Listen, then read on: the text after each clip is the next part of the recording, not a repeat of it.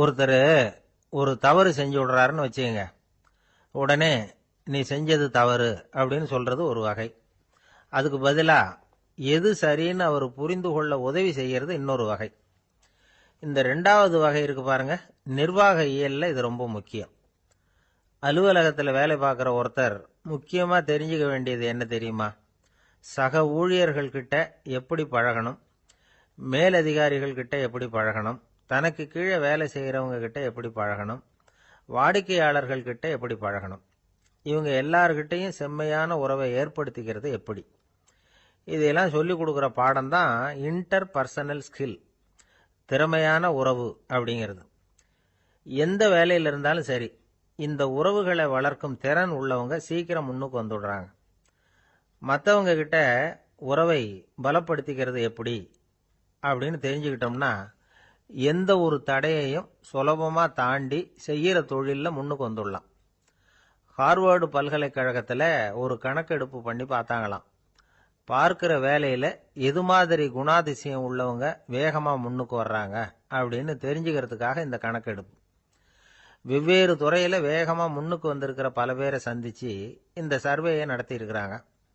அவங்க கண்டுபிடிச்சு சொல்லியிருக்கிற உண்மை என்ன தெரியுமா? ஒருத்தர் ஒரு வேலையில் இருந்தால் அது சம்பந்தப்பட்ட சப்ஜெக்ட் பற்றிய அறிவு 35% இருந்தால் போதுமா. ஆனால் உறவுகளை வளர்க்கக்கூடிய திறன், இன்டர் பர்சனல் ஸ்கில்லு 65% வேணும். இப்படி உள்ளவங்க சீக்கிரம் முன்னுக்கு வந்துடுறாங்களாம். அதனால் ஒருத்தருக்கு வேலை சரியாக புரியலைன்னா கூட விவரமாக மற்றவங்க கிட்ட பழகிறது எப்படின்னு புரிஞ்சால் போதும், அவர் முன்னுக்கு வந்துடலாம். அலுவலகங்களில் மட்டும் இல்லை, எல்லா இடங்கள்லையும் இது ரொம்ப முக்கியம். வீட்டுக்குள்ளேயும் இது ரொம்ப முக்கியம், வீட்டுக்கு வெளியேயும் இது முக்கியம். அடுத்தவங்க கிட்ட பழகிறது எப்படிங்கிறத தெரிஞ்சுக்காதவன் வாழ்க்கையில் முன்னேற முடியாது. இன்னைக்கு ஆயுதங்களால் காயப்படுத்தி கொள்ளுகிறவர்களை விட வார்த்தைகளால் காயப்படுத்தி கொள்ளுகிறவர்கள் தான் அதிகம். பெரியவங்க என்ன சொல்றாங்க தெரியுமா? நீங்க இந்த பூமியில பிறந்ததன் அர்த்தம் பூர்த்தி ஆகணும்னா அடுத்தவங்களுக்கு உதவி பண்ணுங்க. அடுத்தவங்களுக்கு உதவி செய்ய முடியாவிட்டால் கூட பரவாயில்லை, ஆனால் யாரையும் புண்படுத்தி விடாதீங்க அப்படின்னு சொல்றாங்க. எனக்கு தெரிஞ்ச ஒருத்தர் ஒரு அலுவலகத்தில் வேலை பார்க்குறார். அவர் சொல்லுவார், எனக்கு இந்த இன்டர் பர்சனல் ஸ்கில் ரொம்ப அதிகம் சார். சக ஊழியர்கள்கிட்ட ரொம்ப சுமூகமாக நடந்துக்குவேன். என் கூட வேலை பார்க்குற ஒருத்தருக்கு ஏதாவது ஒரு கஷ்டம்னா அந்த சமயத்தில் அவர் செய்ய வேண்டிய வேலையை நான் செஞ்சிருவேன் சார் அப்படிம்பார். நான் அவர்கிட்ட சமீபத்தில் அப்படி ஏதாவது செஞ்சுருக்கீங்களா அப்படின்னு கேட்டேன். செஞ்சுருக்கேன் சார். போன வாரம் புதன்கிழமை ஆஃபீஸில் என் பக்கத்து சீட்டுக்காரருக்கு வயிற்று வலி. உடனே நான் மெடிக்கல் லீவ் போட்டுட்டு எங்கள் வீட்டுக்கு போயிட்டேன் சார் அப்படின்னா. ஒரு மனுஷனுக்கு 3 விதத்தில் கர்வம் உண்டாகிறதுக்கு வாய்ப்பு உண்டு. பணம், பதவி, புகழ். பணம் அதிகமாக வந்தால் கர்வம் வரலாம், பதவி பெருசாக வந்துட்டுதுன்னா கர்வம் வரலாம், புகழ் அதிகமாக போனாலும் கர்வம் வரலாம். இந்த 3 வகையான கர்வத்துக்கும் இடம் கொடுக்காம இருக்கிறாங்க பாருங்க, அவங்க தான் சிறந்த மனிதர்கள். ஒரு பெரிய பொறுப்பில் இருக்கிறவங்களுக்கு கர்வம் வந்துடக்கூடாது. அப்படி வந்துட்டுதுன்னா அது எல்லாருக்கும் இடைஞ்சல். ஒரு ராஜா இருந்தார். அவர் ஒரு நாள் தன்னுடைய தலைநகரத்தை சுற்றி வந்துகிட்டு இருந்தார். ஒரு இடத்துல ஒரு அழகான நிலத்தை பார்த்தார். ஆஹா, இந்த இடத்துல நமக்குன்னு ஒரு மாளிகையை கட்டினா எவ்வளவு நல்லா இருக்கும் அப்படின்னு நினைச்சார். ராஜா நினைச்சா அது முடியாத காரியமா? சரி, இந்த நிலம் யாருக்கு சொந்தம்னு விசாரிங்க அப்படின்னார் பக்கத்தில் இருந்தவங்க கிட்ட. அவங்கெல்லாம் ஓடி போய் விசாரிச்சாங்க. அந்த இடம் ஒரு வயசான கிழவிக்கு சொந்தம், வயசான அம்மாவுக்கு சொந்தமா. அந்த அம்மா தான் அதில் ஒரு குடிசையை போட்டு குடியிருந்துட்டு இருக்கிறாங்க. சரி, அந்த நிலத்துக்கு ஒரு விலையை நிர்ணயம் பண்ணி அதை அந்த வயசான அம்மா கிட்ட கொடுத்துருங்கோ அப்படின்னு உத்தரவு போட்டார் ராஜா. ஆனால் அந்த அம்மா, இது எங்கள் பூர்வீக இடம், இதை விற்க மாட்டேன் அப்படின்னு சொல்லிவிட்டுது. சரி, 2 பங்கு விலை கொடுக்குறோம்னு சொல்லி பாருங்க அப்படின்னாங்க. அப்படியே சொன்னாங்க அரண்மனை ஆட்கள். அதுக்கும் சம்மதிக்கலை அந்த அம்மா. இதை கேள்விப்பட்டதும் ராஜாவுக்கு கோபம் வந்துட்டுது. தன்னுடைய ஆளுங்களை கூப்பிட்டார். போய் அந்த குடிசையை பிரித்து எறிங்க, காசெல்லாம் ஒன்றும் கொடுக்காதீங்க அப்படின்னு கத்தினார். அவ்வளோதான். அடுத்த நிமிஷம் அரண்மனை ஆசாமிகள் போனாங்க, குடிசையை பிரித்து எரிஞ்சாங்க. அந்த வயசான அம்மா இருக்கு, அதுவும் அந்த இடத்த விட்டு துரத்தி விட்டாங்க. அந்த இடத்துல ஒரு அரச மாளிகையை கட்டி முடிச்சுட்டாங்க. அந்த வயசான அம்மா பாவம், ராஜாவே இப்படி பண்ணால் யார்கிட்ட போய் முறையிட முடியும்? ஒரு ஞானி இருந்தார், அவர்கிட்ட போய் சொன்னாங்க. அவரு இவங்க சொன்னதை கேட்டு மனசுல வச்சுக்கிட்டார். ஒரு நாள் அந்த ராஜாவே இந்த ஞானியை கூப்பிட்டார். புதுசா ஒரு மாளிகை கட்டியிருக்கிறேன், வந்து பாருங்கன்னு. சரின்னு சொல்லி இந்த பெரியவர் ஒரு நாள் அந்த மாளிகைக்கு போனார். சும்மா போகல, ஒரு கழுதையையும் ஓட்டிகிட்டு போனார். கொஞ்சம் சாக்குகள், வெத்து சாக்கு, அதையும் எடுத்து கழுதை முதுகில் போட்டு கழுதையை ஓட்டிகிட்டு போறார். ராஜா பார்த்தார். அவருக்கு இது ஆச்சரியமா இருந்தது. என்ன இது, மாளிகைக்கு வந்துட்டு போங்கன்னு கூப்பிட்டா கழுதை சாக்கு இதெல்லாம் கொண்டு வராரே, ஒன்றும் புரியலையேன்னு நினைச்சார்.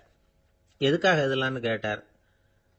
அரசருடைய தோட்டத்திலிருந்து கொஞ்சம் மண் எடுத்துகிட்டு போகிறதுக்கு ஆசைப்படுறேன், அதுக்கு நீங்கள் அனுமதி கொடுக்கணும் அப்படின்னாரு இவர். இது என்ன வேடிக்கையான கோரிக்கையாக இருக்குது அப்படின்னு நினைச்சார் ராஜா. இருந்தாலும் மண்ணு தானே கேட்குறாரு, எடுத்துகிட்டு போகட்டுமே அப்படின்னு நினைச்சார். சரின்னு அனுமதி கொடுத்தார். அந்த பெரியவர் தோட்டத்துக்கு போனார், மண்ணை வெட்டினார், சாக்கில் போட்டு நிரப்புனார். ராஜாவை கொஞ்சம் கிட்ட வாங்கன்னு கூப்பிட்டார். இந்த மண் மூட்டையை தூக்கி கழுதையோட முதுகில் வைக்கணும், கொஞ்சம் உதவி பண்ணுங்கன்னார். ஓ பண்ணுறேனே அப்படின்னு சொல்லி ராஜா கிட்ட போனார். மூட்டையை தூக்கி பார்க்குறாரு, முடியல, திணறி போயிட்டார். இப்போ அந்த ஞானி பேசினாராம். அரசே, இந்த ஒரு சாக்கு மண்ணையே உங்களால் தூக்க முடியல, அந்த கிழவிகிட்ட இருந்து அந்த அக்கிரமமா அபகரிச்ச இந்த தோட்டம் பூராவையும் சுமக்கணும்னு ஆசைப்படுறீங்களே, அது உங்களால் முடியுமா அப்படின்னு கேட்டாராம். ராஜா யோசனை பண்ண ஆரம்பித்தார். தன்னுடைய செயலுக்காக வருத்தப்பட்டாராம். அந்த வயசான அம்மாவை உடனடியாக வரவழைச்சார். தாயே, தப்பு பண்ணிட்டேன், என்னை மன்னிச்சுக்குங்க, இன்னையிலேருந்து இந்த மாளிகையும் தோட்டமும் உங்களுக்கு தான் சொந்தம் அப்படின்னு சொல்லிவிட்டாராம். போகிறப்ப இந்த உலகத்திலேருந்து என்னத்தை எடுத்துகிட்டு போக போகிறோம், அதனால் ரொம்பவும் அலட்டிக்க வேண்டியதில்லை, கர்வப்பட வேண்டியதில்லை அப்படிங்கிறது ஒரு பெரிய உபதேசம். ஒரு பெரிய மனுஷன் சாக கிடந்தார், ரொம்பவும் அழுதாரு. ஏன் அழறீங்க அப்படின்னு கேட்டாங்க சுற்றி இருந்தவங்க. நான் சாகிறதுக்காக கவலைப்படலை, நான் நம்ம ஜனங்களுக்காக எவ்வளவோ காரியம்லாம் செஞ்சுக்கிட்டு வந்தேன். நான் செஞ்சுக்கிட்டு வந்த சேவையை இனிமேல் யார் செய்ய போகிறாங்க, அது யாரால முடியும், அதை நினச்சி தான் அழறேன் அப்படின்னாராம். ஒருத்தர் முன்னாடி வந்தார். அதுக்காக நீங்கள் கவலைப்படாதீங்க, உங்கள் சேவையை தொடர்ந்து செய்யறதுக்கு என்ன மாதிரி இளைஞர் பட்டாலும் தயாராக இருக்கு, இருந்தாலும் எங்கள் கவலை என்னன்னா அப்படின்னு இழுத்தார். என்ன சொல்லுங்கன்னு கேட்டார் அவர். நீங்கள் இதுவரைக்கும் என்ன சேவை செஞ்சுக்கிட்டு வந்தீங்க, அதுதான் எங்களுக்கு இன்னமும் புரியாத புதிராக இருக்கு அப்படின்னாராம் அவர். இந்த காலத்து புள்ள ஒருத்தன் தன்னோட அப்பாவை பார்த்து சொன்னான், அப்பா, நான் உனக்கு உதவி செய்யலாம்னு நினைக்கிறேன், என்ன உதவி செய்யணும்னு சொல்லு அப்படின்னா. நீ சும்மா இருந்தா அதுவே எனக்கு செய்கிற பெரிய உதவிடா அப்படின்னார் அப்பா. சும்மா இருக்கிறதும் ஒரு உதவி தான், அது மாதிரி மௌனமும் ஒரு சமூக சேவை தான் அப்படிங்கிறார் காஞ்சி பெரியவர். நமக்கு 5 புலன்கள் இருக்கு, மெய், வாய், கண், மூக்கு, செவி. இந்த 5லேயும் அதிகப்படியான வேலை எதுக்குன்னு நினைக்கிறீங்க? வாய்க்கு தான். ஏன்னா அதுக்கு 2 வேலை. இப்போ கண்ணுக்கு பார்க்கறது மட்டும்தான் வேலை, காதுக்கு கேட்கறது மட்டும்தான் வேலை, மூக்குக்கு வாசனை அறியறது தான் வேலை, உடம்புக்கு உணர்றது மட்டும்தான் வேலை. ஆனால் வாய் அப்படி இல்லை, அதுக்கு 2 வேலை, சாப்பிட்றதும் அதுதான், பேசுறதும் அதுதான். அதாவது வாய் ஒன்று தான் கர்மேந்திரியமாகவும் இருக்குது, ஞானேந்திரியமாகவும் இருக்குது அப்படின்னு சொல்லுவாங்க. சாப்பாட்டில் உட்காந்தா எந்தெந்த ஆகாரம் என்னென்ன ருசின்னு அறிவிக்கிற வேலையும் செய்யுது. சபையில் உட்காந்தா பாடுறது, பேசுறது, சிரிக்கிறது, இது மாதிரியான வேலையும் செய்யுது. இன்னொரு வித்தியாசம், கண்ணு, காது, மூக்கெல்லாம் ஸ்ட்ரெயின் பண்ணிக்கிட்டு வேலை செய்கிறதில்ல. ஒரு ரோஜா பூ பார்த்தா உடனே மூக்கு அப்படியும் இப்படியும் அசைய ஆரம்பிக்கிறதில்ல. ஒரு சங்கீதத்தை கேட்ட உடனே காது ஆட ஆரம்பிக்காது. ஆனால் வாய் அப்படி இல்லை, அது பேசினாலும் சரி சாப்பிட்டாலும் சரி அசைஞ்சு தான் ஆகணும். ஆக மற்றதை விட வாய்க்கு வேலை ஜாஸ்தின்னு தெரியுது. சாப்பிட்றது, பேசுறது அப்படின்னு 2 காரியம் அதுக்கு. இப்படி 2 காரியம் இருக்கிறதுனால அது 2ஐயும் பாதியாக குறைச்சிக்கணுங்கிறது கடவுள் அபிப்பிராயமாக இருக்கணும் அப்படிங்கிறார் காஞ்சி பெரியவர். ஆனால் இப்போ நாம் அப்படியே நடந்துக்கிறோம், அதுக்கு நேர்மாறாக நடந்துக்கிறோம். நாம் சாப்பிட்றதும் அதிகம், பேசுகிறதும் அதிகம், 2 வேலையையும் தேவைக்கு அதிகமாகவே செய்கிறோம். வாய் தான் ரொம்ப ஓவர் ஒர்க்குடு. அதுக்கு ஓய்வு கொடுத்தா உடம்பும் நல்லாயிருக்கும், உலகமும் நல்லாயிருக்கும்.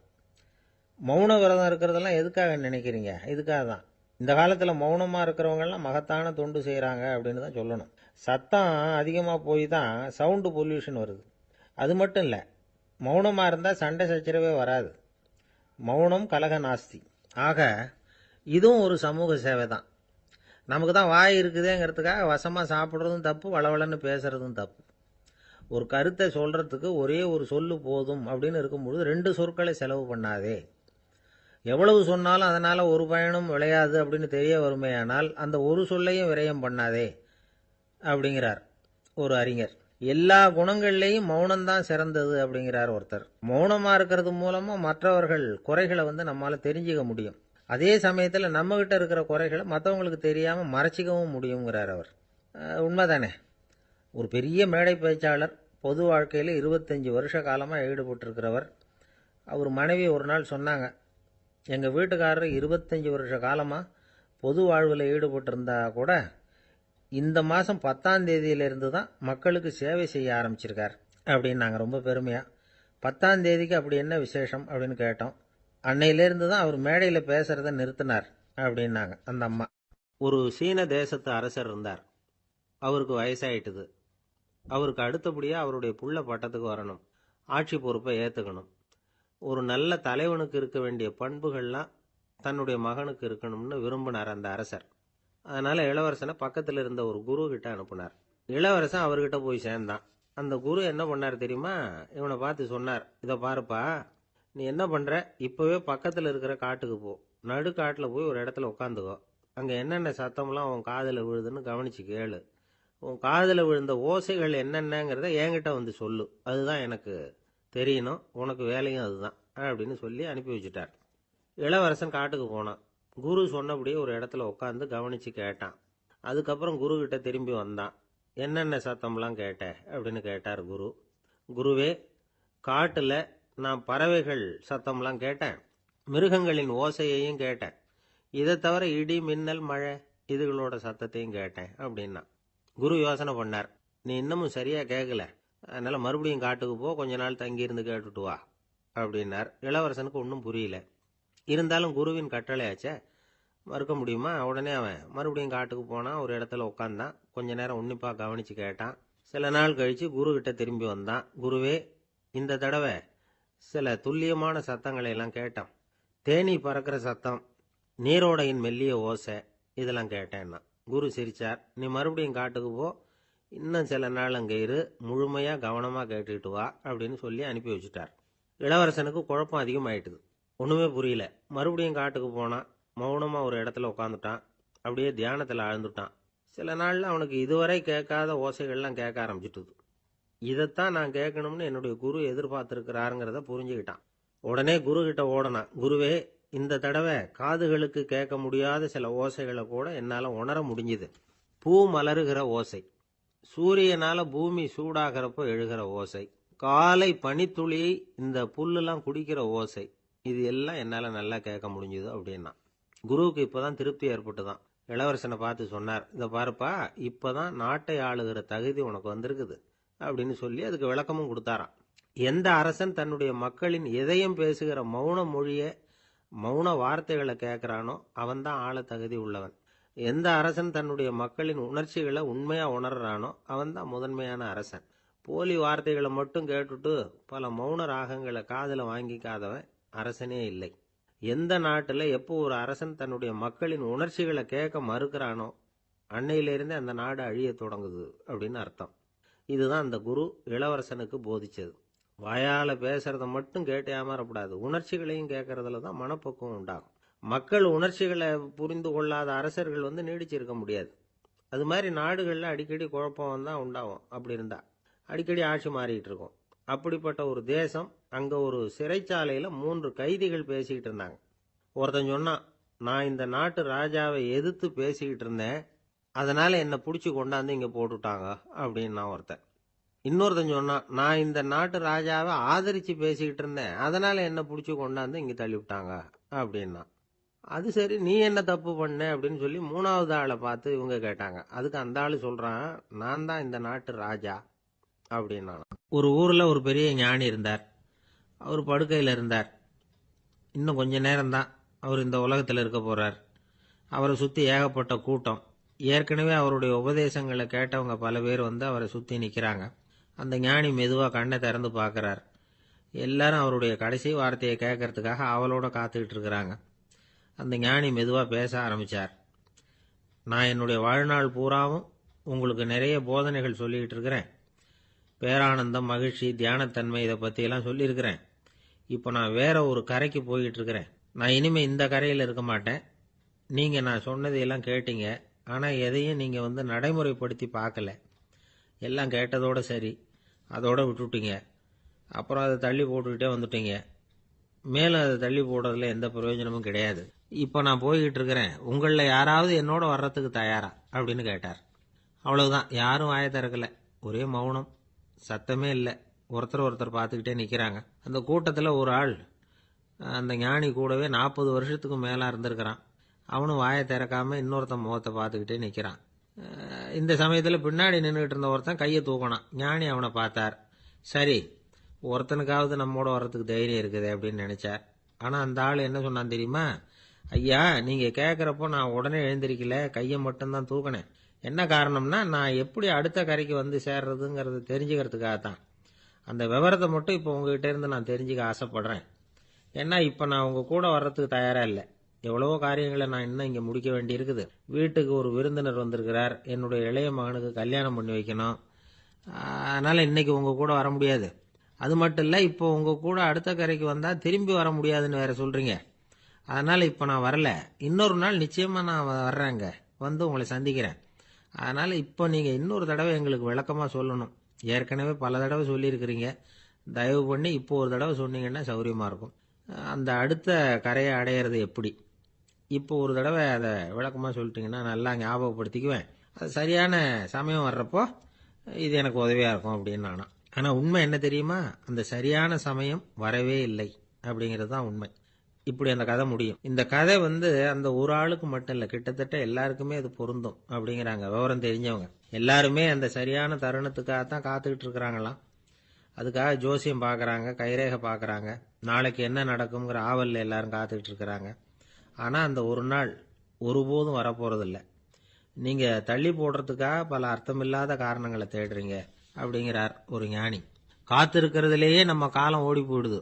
ஏன்னா இன்னைக்கு நாம் சிந்திக்கிறது நாளைக்கு நாம் சிந்திக்கிறது இல்லை. ஒவ்வொரு நாளும் ஒவ்வொரு மாதிரி போயிடுது. நாளைக்கு மறுநாளை பற்றியே சிந்திக்கிறோம். இப்படியே அது பாட்டுக்கு போயிடும். கரையை தொட்டு பார்க்கறது எப்போ? இதுதான் கேள்வி. நமக்கு வேண்டியப்பட்ட ஒருத்தர் ஒரு ரயில்வே பிளாட்ஃபாரத்தில் நின்றுட்டு இருக்கிறார். அங்கே இருக்கிறவங்க கிட்ட கேட்குறாராம், விசாரிக்கிறார். ஏங்க கிழக்க போகிற ரயில் போயிட்டுதுங்களான்னாராம். போயிட்டுதுன்னு இருக்கிறாங்க. கொஞ்ச நேரம் கழிச்சு ஏங்க மேற்க போகிற ரயில் போயிட்டுதுங்களான்னு கேட்டிருக்காரு. போயிட்டுதுங்களான் இருக்காங்க. அப்புறம் கொஞ்ச நேரம் கழிச்சு மறுபடியும் ஏங்க 10:30 மணி வண்டி போயிட்டுதான்னு கேட்டிருக்காரு. தொடர்ந்து காலையிலேருந்து சாயந்தரம் வரைக்கும் இப்படி ஒரே இடத்துல நின்றுட்டு கேட்டுக்கிட்டே இருக்கிறார். இதை பார்த்துக்கிட்டு இருந்த ஒருத்தர் அவர்கிட்ட ஏங்க நீங்கள் எங்கே போகணும் அப்படின்னு கேட்டாராம். இவர் மெதுவாக சொன்னாராம், இந்த ரயில்வே லைனை தாண்டி அந்த பக்கம் போகணும் அப்படின்னாராம். ஒருத்தன் எப்படி நடந்துக்கிறாங்கிறத வச்சு தான் அந்த ஆள் எப்படிங்கிறத நாம் முடிவு பண்ணுறோம். ஆளுமைன்னு சொல்கிறோம்ல, அதுக்கு சூழ்நிலைகளை ஆளுகின்ற தன்மை அப்படின்னு விளக்கம் கொடுக்கிறார் ஒரு உளவியல் நிபுணர். சரி, ஒரு மனிதனுடைய ஆளுமையை உருவாக்குகிற விஷயங்கள் என்னென்ன? பிறப்பு, வளர்க்கப்பட்ட விதம், படிப்பு, நண்பர்கள், சமுதாயம், இப்படி நிறைய உண்டு. ஆளுமையின் அடிப்படையில் சில மனநோய்கள் உண்டாகுது. அதெல்லாம் என்னென்னங்கிறத தெரிஞ்சு வச்சுக்கிட்டோம்னா நம்ம கூட இருக்கிறவங்களை அடையாளம் கண்டுபிடிக்கிறதுக்கு அது ரொம்ப உபயோகமாக இருக்கும். ஃப்ரெனாய்டு ஆளுமை அப்படின்னு ஒன்று. இந்த கோளாறு உள்ளவங்க எப்படி இருப்பாங்க தெரியுமா? அதிக உணர்ச்சி, சந்தேகம், பொறாமை இதெல்லாம் அதிகமாக இருக்கும். வளைஞ்சு கொடுக்க மாட்டாங்க. அடுத்தவங்களோட இணக்கமான உறவு இருக்காது. அவங்க செய்கிற தப்புக்கெல்லாம் அடுத்தவங்களை குறை சொல்லிட்டு இருப்பாங்க. இது ஒரு ரகம். அடுத்தது ஸ்கிசாய்டு ஆளுமை அப்படின்னு சொல்கிறாங்க. இந்த கோளாறு உள்ளவங்க அடுத்தவங்களோட பழக கூச்சப்படுவாங்க. சின்ன வயசுலேயே இது ஆரம்பமாயிடுது. பகல் கனவுலேயே சஞ்சரிப்பாங்க. அவங்களுடைய விரோதம், கோபம் இதை கூட வெளியில் காட்டிக்க முடியாமல் இருப்பாங்க. இவங்களுக்கு அகமுகம், பிரச்சனைகள்லேருந்து ஒதுங்கி எதுலேயும் ஈடுபாடு இல்லாதவங்களா இருப்பாங்க. இப்படி ஒரு ரகம். அடுத்தது சைக்ளோதமிக் ஆளுமை அப்படின்னு சொல்கிறாங்க. அது என்னன்னா, உணர்ச்சிகளில் ஏற்றத்தாழ்வு அதிகமாக இருக்குமா. சில சமயம் பார்த்தா மகிழ்ச்சியாக இருப்பாங்க, சில சமயம் சோகமாக உட்காந்துருப்பாங்க. அவங்க மனநிலைக்கு தகுந்த மாதிரி சமூக நிகழ்ச்சிகளில் பங்கெடுத்துக்குவாங்க. இன்னொரு வகை என்னன்னா, எண்ண பீடிகை ஆளுமை அப்படின்னு பேர் வச்சிருக்கிறாங்க. அதுக்கு இவங்களுக்கெல்லாம் கரெக்டாக இருக்கணும். எல்லாம் சட்டத்திட்டம், இதுலேயும் ஒரு ஒழுங்குமுறை, இப்படி எதிர்பார்க்குற மனோபாவம். இவங்க எதிர்பார்ப்புக்கும் அரண்முறைக்கும் மற்றவங்க கட்டுப்படணும்னு நினைப்பாங்க. இந்த நிலைமை நீடிச்சா என்ன ஆகும் தெரியுமா? அலைக்கழிக்கிற எண்ணங்கள் திரும்ப திரும்ப ஒரே செயலை செய்ய தூண்டுற மன தளர்ச்சிக்கு ஆளாயிடுறாங்க. அடுத்தது ஹிஸ்டீரியா ஆளுமை. சின்ன விஷயத்தையெல்லாம் பெருசுபடுத்தி நாடகமாக்குற நடிகர்கள் இவங்க. உணர்ச்சி அதிகம் உள்ளவங்க. இவங்க மன எழுச்சியில் பக்குவமின்மை, குழந்தைத்தனம், முதிர்ச்சியின்மை எல்லாம் இருக்கும். தன்னலம் மிக்க குணம். பிறர் தன்னை மட்டுமே கவனிக்கணும்னு நினச்சி செயல்படுறது, இதெல்லாம் இவங்க அடையாளம். அடுத்த ரகம் எப்படின்னா வளர்ச்சியற்ற ஆளுமைன்னு சொல்கிறாங்க. அடுத்தவங்களோட இணங்கி போக முடியாதவங்க, அறிவு, மன எழுச்சி, சமூக உறவு இதில் எல்லாம் போதுமான வளர்ச்சியையும் நிறைவையும் பெற முடியாதவங்க. இவங்களால வாழ்க்கையில் முன்னேற முடியாது. பிச்சைக்காரங்க, குற்றவாளிகள் இவங்ககிட்டெல்லாம் இது மாதிரியான ஆளுமை அதிகமாக இருக்குமா. அடுத்தது என்னென்னா சோர்வுடைய ஆளுமை. எதுலேயும் உற்சாகம் இல்லாமல் சோர்ந்து போயிருப்பாங்க. அதுக்கெல்லாம் நமக்கு வலிமை இல்லைப்பா அப்படின்னு சொல்லிட்டு இருப்பாங்க. சின்ன விஷயங்களுக்கெல்லாம் அதிர்ச்சி அடையிறது, வாழ்வின் சுவையை அனுபவிக்க முடியாதவங்க. இன்னொரு ரகம் இது கொதித்தெழும் ஆளுமைங்கிறாங்க. எதுக்கு எடுத்தாலும் ஆத்திரம், குரோதம், வன் செயல் இதுல எல்லாம் ஈடுபாடு இப்படி உள்ளவங்க. நத்தை வகை ஆளுமை அப்படின்னு ஒன்று. அடுத்தவங்க மேலே விரோதம் இருக்கும், அடிக்கணுங்கிற எண்ணம் இருக்கும். ஆனால் அதை அப்படியே வெளியில் காட்டாமல் அதே சமயம் அமைதியான முறையில் வெறுப்பை வெளிக்காட்டுற ரகம். இவங்கெல்லாம் பேசாமல் கம்முன்னு இருந்துக்கிட்டே நினைச்சதை நிறைவேற்றிக்கிறவாங்க. முன்ஜாக்கிரதை ஆளுமை அப்படின்னு ஒரு ரகமா. பாதுகாப்பின்மை, சந்தேகம், முழுமையின்மை, அறவேக்காட்டுத்தனம் இந்த மனப்போக்கு அதிகமாக இருக்கிறதுனால அகம்பாவம், புடிவாதம், எச்சரிக்கை எல்லாம் அளவுக்கு மீறி இருக்கும். இதுவரைக்கும் நாம் பேசிக்கிட்டு இருந்த ஆளுமை பண்புகள் அளவுக்கு அதிகமாக போயிட்டுதுன்னா ஆளுமை கோளாறுகள் ஏற்படும். அதன் அடிப்படையில் மனவியாதிகள் வருமா. அதனால இணக்கமான, எல்லாரும் விரும்புகிற இயல்பான ஆளுமையை பெறுவதற்கு நாம் முயற்சி செய்யணும் அப்படிங்கிறது மனோதத்துவ நிபுணர்களுடைய ஆலோசனை. ஒருத்தர் ஒரு மனோதத்துவ டாக்டரை தேடிட்டு வந்தாராம். டாக்டர், எனக்கு மனசில் ஏதோ வியாதி, ஆளுமை கோளாறு, அதாவது எனக்கு சீக்கிரமாக செத்து போனால் தேவையில்லைன்னு தோணுது அப்படின்னாராம்.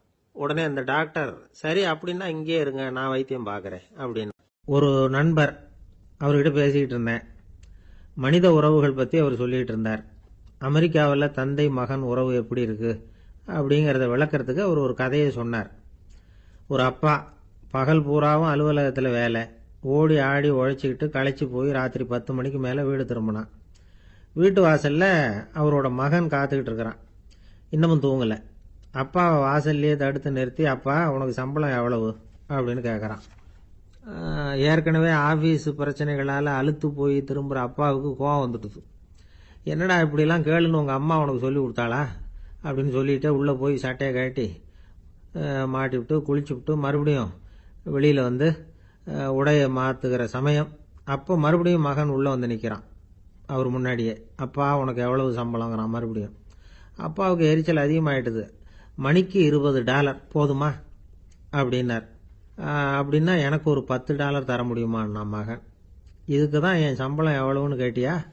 2ஆம் வகுப்பு படிக்கிற உனக்கு எதுக்குடா $10 அப்படின்னு கத்திவிட்டு தொலைக்காட்சி பெட்டியின் முன்னாடி போய் உட்காந்துக்கிட்டு ஏதோ நிகழ்ச்சியை பார்க்க ஆரம்பிச்சிட்டார். கொஞ்ச நேரம் கழித்து மறுபடியும் மகன் நிற்கிறான். அப்பா ப்ளீஸ் எனக்கு ஒரு $10 கொடுக்க முடியுமா? மகனுடைய கண்களில் கண்ணீர். என்னடா அவன் கண்ணீரை காட்டி காரியம் சாதிக்கலாம்னு பார்க்குறியா? ஒரு காசு கூட கொடுக்க மாட்டான் போ அப்படின்னு விரட்டி விட்டான். மகன் கண்ணீரை தொடச்சிக்கிட்டே கண்ணை தொடச்சிக்கிட்டு பேசாமல் போய் படுத்துக்கிட்டானா. கொஞ்ச நேரம் ஆச்சு. அப்பாவோட கோபம் கொஞ்சம் கொஞ்சமாக குறைஞ்சிது. பிள்ளைகிட்ட கோபமாக கத்துனது தப்பு தாங்கிறது புரிஞ்சுது அவனுக்கு. எழுந்திரிச்சு போனான், படுக்கை இறக்கி போனான். மகனை பார்த்தான். அவன் தலையணையை கட்டி பிடிச்சிக்கிட்டு அழுதுகிட்டு இருக்கிறான். அவனை மெல்ல நெருங்கி அவங்ககிட்ட எதமாக பேசுறதுக்கு ஆரம்பித்தானான். எதுக்குடா உனக்கு $10 பள்ளிக்கூடத்தில் கேட்டாங்களா அப்படின்னு கேட்டானான். மகன் சொல்லியிருக்கான், இல்லை டாடி, உனக்கு 1 மணி நேரம் சம்பளம் $20ன்னு சொன்னேன். நீ ஏற்கனவே எனக்கு கொடுத்த பாக்கெட் மணி $10 என்கிட்ட இருக்கு. இப்போ நீ இன்னொரு $10 கொடுத்தீங்கன்னா அதையும் சேர்த்து $20 ஆகிடும். அந்த $20 நான் உனக்கு கொடுத்துருவேன். அப்படி கொடுத்தா நீ என் கூட 1 மணி நேரம் செலவழிப்ப இல்லையா? அதுக்காக தான் $10 கேட்டேன் அப்படின்னு சொன்னானான். அந்த அப்பா கண்ணு கலங்கி போச்சான். ஆதரவோடு தன்னுடைய மகனை கட்டி பிடிச்சி அழ ஆரம்பிச்சிட்டாராம். இதுதான் நண்பர் சொன்ன கதை. அமெரிக்கா மட்டும் இல்லை, உலகம் பூராவும் இன்னைக்கு மனித உறவுகள் இப்படி தான் மாறிட்டு இருக்கு. பெரியவர்கள் அறிவுரை என்ன தெரியுமா? உங்கள் குழந்தைகளிடமிருந்து குழந்தை பருவத்தை பிரித்து விடாதீர்கள் அப்படிங்கிறது தான். அதாவது இன்றைய குழந்தைகள் தங்கள் பிருந்தாவனத்தை இழந்து விடுகிறார்கள் அப்படிங்கிறது அவங்களுடைய கருத்து. இந்த நிலைக்கு நாம் காரணமாக இருந்துடக்கூடாது. குழந்தைகளோட விளையாடுவோம், குடும்பத்தோட உறவாடுவோம் அப்படிங்கிறது தான் நம்முடைய நோக்கமாக இருக்கணும். இன்றைய உறவு முறைக்கு இன்னொரு உதாரணம் சொல்லுவாங்க. ஒருத்தர் வந்தாராம், அவர் பக்கத்தில் ஒரு சின்ன பையன். நாம் அவரை விசாரிக்கிறோம், யார் இந்த பையன் அப்படின்னா அவர் சொல்கிறார், இவன் எனக்கு தூரத்து உறவு அப்படின்னாராம். இந்த தூரத்து உறவுன்னா எப்படின்னு இருக்கான். இதுக்கு அவன் சொல்லியிருக்கிறான், இவன் எங்கள் அப்பாவுக்கு 8வது புள்ள அப்படின்னானான். ஒரு நண்பர் அவசரமாக என்கிட்ட ஓடி வந்தார். அப்புறம் சொன்னார், என்னால் நம்பவே முடியல சார், என் பையனா அப்படி அப்படின்னு சொல்லி ஆச்சரியப்பட்டார். உங்கள் பையன் அப்படி என்னதான் செஞ்சுட்டான் அப்படின்னு கேட்டேன். என்னால் முடியாத ஒரு காரியத்தை அவன் செஞ்சுட்டான் சார் அப்படின்னார். அது என்னன்னு தான் சொல்லுங்களேன். என்ன 5வது வகுப்பில் அவன் ஒரே தடவையில் தேறிட்டான் சார், அதாவது ஒரே அட்டம்ப்டில் பாஸ் ஆகிருக்கான் அப்படின்னார் மூச்சு வாங்க. கஷ்டப்பட்டு பரீட்சை எழுதுனது அவன், இவருக்கு ஏன் மூச்சு வாங்குது? நம்மால் செய்ய முடியாத ஒரு காரியத்தை இன்னொருத்தர் செய்யும் பொழுது அது நமக்கு ஆச்சரியமாக இருக்குது. சர்க்கஸ் பார்க்குறோம், ஒருத்தர் அந்த இடத்துல தொங்குறார், அது நமக்கு ஆச்சரியம். ஏன்னா அது நம்மால் முடியாத காரியம். நம்மால் முடியாத ஒன்றை அடுத்தவர் எளிதாக செய்யும் பொழுது நாம் மருள்வது இயற்கை. இதை தான் தொல்காப்பியம் மருட்கை அப்படின்னு சொல்லுது. இந்த வியப்பு இருக்குதே, இது 4 வகையில் ஏற்படுறதாக தொல்காப்பியம் சொல்லுது. அது என்ன 4 வகை? முதல் வகை எப்படின்னா, புதுமையான அரிய செயல்களை செய்கிறது. 2வது வகை என்னன்னா, பெரும் செயல்களை செய்கிறது. 3வது வகை என்னன்னா, மிக நுட்பமான செயல்களை செய்கிறது. 4வது வகை என்னன்னா, ஆக்கம் தரும் செயல்களை செய்கிறது. புதுமை, பெருமை, சிறுமை, ஆக்கமோடு மதினம் சாலா மருட்கை 4 அப்படிங்கிறது தொல்காப்பியம். இன்னைக்கு விஞ்ஞானம் புதுசு புதுசாக எதையோ கண்டுபிடிக்குது. ஆரம்பத்தில் அது ஆச்சரியமாக இருக்குது, அப்புறம் அது நமக்கு பழகி போடுது. வானொலி பெட்டி புதுசாக வந்தப்போ ஒரு பெட்டி பேசுதுங்கிறது எவ்வளோ பெரிய ஆச்சரியம். இப்போ யாரும் அதை ஆச்சரியமாக பார்க்கறதில்ல. மதினம் சாலா மருட்கை அப்படின்னு ஒரு சொற்றொடர் வருது பாருங்க, அதில் கருத்தாழம் உண்டு. எதை பற்றியும் போதுமான அளவு புரிந்து கொள்ளாத போது ஒருத்தர் ஆச்சரியப்படுறார். புரிந்து கொண்ட பிறகு ஆச்சரியம் மறைஞ்சு போடுது. மிக நுட்பமான செயல்களும் நம்ம ஆச்சரியப்பட வைக்கும். ஒரு அரிசியில் ஒரு திருக்குறள் எழுதி காட்டுறாங்க, ஒரு முட்டை ஓட்டுக்குள்ள ஓவியம் தீட்டி காட்டுறாங்க. கருங்கல் சிற்பங்களில் எவ்வளவு நுட்பமான வேலைப்பாடுகளை எல்லாம் பார்த்து ஆச்சரியப்படுறோம். இது மாதிரி ஆக்கப்பூர்வமான அரிய செயல்களை செய்கிறது கூட வியப்பை உண்டு பண்ணும். குப்பை கூலங்களை கூட வாழ்க்கைக்கு பயன்படுகிற பொருளாக மாற்றுகிறவர்கள் இருக்காங்க, அவர்களுடைய செயல் வியப்பு அளிக்குது. இடைக்காட்டு சித்தர் பாடின 30 நூலில் வர்ற ஒரு பாடல், ஆற்றல் பிறர் அறிதலின் அகம் கிளர்வு உறுதலின் கற்று அறி பாணர் கெழுமிய கோடலின் தோற்றம் உருகவே போற்றல் சால் வியப்பே. ஒருத்தருடைய ஆற்றல் தெரியாமல் இருந்தது, அவருடைய அரிய செயலை பார்க்கும் பொழுது வியப்பாக இருந்தது, மனசுக்குள்ள கிளர்ச்சி. பாவலர்கள் இவர்களுடைய புகழை பாடி மற்றவர்களும் தெரிந்து கொள்ளுமாறு செய்கிறார்கள் அப்படிங்கிறது தான் ஒரு யதார்த்தமான உண்மை. ஆக எல்லா வகையிலும் மக்கள் தங்களுடைய வாழ்க்கையில முன்னேறுவதற்கான வழிகாட்டுகிற ஒரு மெய்ப்பாடு தான் வியப்புங்கிறது. இந்த காலத்தில் நம்ம எப்படியெல்லாம் ஆச்சரியப்பட வைக்கிறாங்க. ஒரு ஆளை பிடிச்சி ஜெயிலில் கொண்டு வந்தாங்க. ஜெயில் அதிகாரி அவனை ரொம்ப ஆச்சரியமாக பார்த்தாராம். இவன் கேட்டான், ஏன் சார் அப்படி பார்க்குறீங்க, நான் இப்போ இங்கே வர்றது உங்களுக்கு ஆச்சரியமாக இருக்குதா அப்படின்னு கேட்டிருக்கான். இதுக்கு ஜெயில் அதிகாரி சொல்லியிருக்கார், நீ இப்போ இங்கே வந்ததில் எனக்கு ஒன்றும் ஆச்சரியம் இல்லைப்பா, ஏற்கனவே நீ இங்கேருந்து விடுதலையாகி போய் 6 மாதம் ஆச்சு, இவ்வளவு லேட்டாக வர்றியே அதுதான் எனக்கு ஆச்சரியமா இருக்கு அப்படின்னாராம். ஒருத்தர் முகத்தை தொங்க போட்டுக்கிட்டு ஒரு மாதிரியா வந்தார். என்ன விஷயம்னு விசாரித்தேன். என்னுடைய நண்பன் ஒருத்தங்கிட்ட கருத்து வேறுபாடு, இனிமேல் நமக்குள்ள எந்த சம்மந்தமும் வேணாம்னு நட்பை முறிச்சிட்டு வந்துட்டேன்னா. நண்பர்கள்னு இருந்தால் கருத்து வேறுபாடு வரத்தான் செய்யும்னு. கருத்து வேறுபாடு வராமல் இருக்கிறதுக்கு ஏதாவது வழி உண்டா அப்படின்னு கேட்டாங்க. அதை பற்றி நிபுணர்கள் சில யோசனைகளை சொல்லியிருக்கிறாங்கன்னு. முதல் விஷயம் என்னன்னா, உங்கள் நண்பனுக்கு ஒரு செய்தி சொல்லணும்னா அதை நீங்களே நேரடியாக சொல்லுங்க, அல்லது உங்கள் கைப்பட கடிதம் எழுதுங்க. அதாவது நேரடி தொடர்பு முக்கியம். அதை விட்டுட்டு இன்னொருத்தர் மூலமாக நண்பர்களுக்கு செய்தி அனுப்புனா நீங்கள் சொல்கிற செய்தி அப்படியே போய் சேராது, அது சேதமாயிடும். அதை கூட்டி குறைச்சி சொல்லிவிடுவாங்க, அது குழப்பத்தில் கொண்டாந்து விட்டுரும். இது ஒரு யோசனை.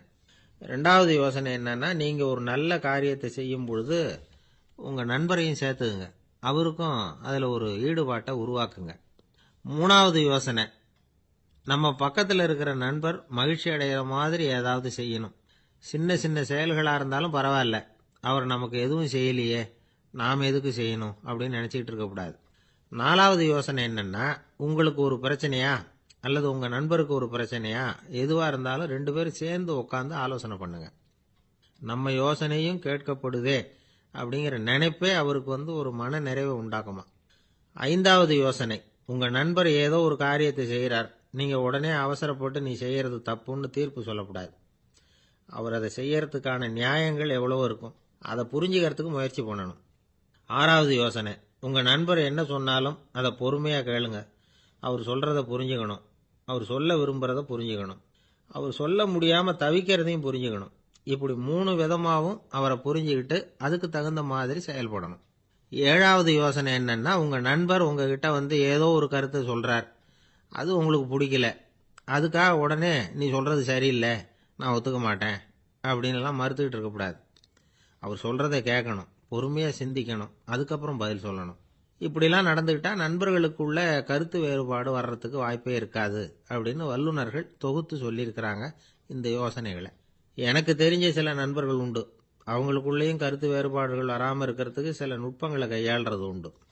ஒருத்தர் சொன்னார், அந்த டாக்டர் சின்ன வயசுலேருந்து என் கூட பழகினவர், நாங்கள் 2 பேரும் இணை பிரியாத நண்பர்கள், இருந்தாலும் எனக்கு உடம்பு சரியில்லைன்னா நான் அவர்கிட்ட வைத்தியம் பார்த்துக்க மாட்டேன் அப்படின்னார் ஒருத்தர்.